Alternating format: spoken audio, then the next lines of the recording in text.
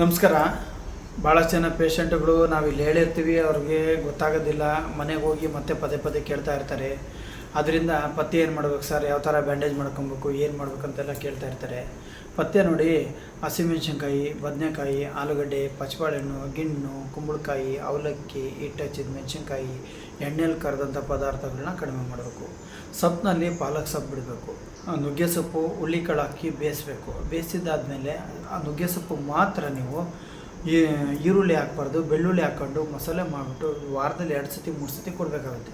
ಆ ಕೊಟ್ಟಾಗ ಏನಾಗುತ್ತೆ ಅಂದರೆ ಮೈಯಲ್ಲಿರೋ ಇನ್ಫೆಕ್ಷನ್ನು ಇವನ್ನೆಲ್ಲ ಕಡಿಮೆ ಮಾಡುತ್ತೆ, ಕಿವಂಶ ಎಲ್ಲ ಕಡಿಮೆ ಮಾಡ್ಕೊಂಬರುತ್ತೆ.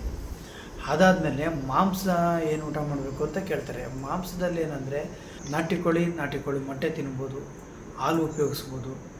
ಆಮೇಲೆ ಮೇಕೆ ಮಟನು, ಆಮೇಲೆ ಕಾಳುಗಳಲ್ಲಿ ಬಟಾಣಿ ತಿನ್ನಬಾರ್ದು, ಆಮೇಲೆ ಶೇಂಗಾ ಬೀಜ ತಿನ್ನಬಾರ್ದು, ತೆಂಗಿನಕಾಯಿ ತಿನ್ನಬಾರ್ದು, ಅಂದರೆ ಹಸಿ ಕೊಬ್ಬರಿ ತಿನ್ನಬಾರ್ದು.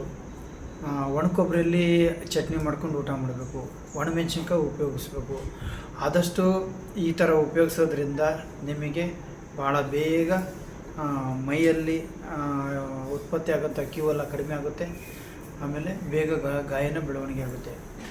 ಆಮೇಲೆ ಅಕ್ಕಿ ಪದಾರ್ಥಗಳು ಸ್ವಲ್ಪ ಕಡಿಮೆ ಮಾಡಿ. ಇಡ್ಲಿ, ದೋಸೆ ಇದನ್ನು ಕಡಿಮೆ ಮಾಡಿ. ರಾಗಿ, ಗೋಧಿ, ಆಮೇಲೆ ಜೋಳ ಈ ಥರ ಉಪಯೋಗಿಸಿ. ಸಿರಿಧಾನ್ಯಗಳನ್ನ ಉಪಯೋಗಿಸಿ. ಆದಷ್ಟು ಸಿರಿಧಾನ್ಯಗಳನ್ನ ಜಾಸ್ತಿ ಬಳಸಿ. ತುಪ್ಪ ಬಳಸಿ. ಹಣ್ಣುಗಳಲ್ಲಿ ಏನು ತಿನ್ನಬೇಕು ಅಂತ ಕೇಳ್ತಾರೆ. ಹಣ್ಣುಗಳಲ್ಲಿ ಸೇಬು, ಪಪ್ಪಾಯಿ, ಕಿತ್ತಳೆಹಣ್ಣು, ಮೂಸಂಬಿ ಇದನ್ನು ಉಪಯೋಗಿಸ್ಕೊಬೋದು. ಹಾಲು ಕುಡಿಬೋದು. ಮೊಸರು ಬೇಡ, ಮಜ್ಜಿಗೆ ಈ ಥರ ಉಪಯೋಗ ಮಾಡಿರಿ. ನಿಮಗೆ ಬೇಗ ಗಾಯ ಕಡಿಮೆ ಆಗುತ್ತೆ.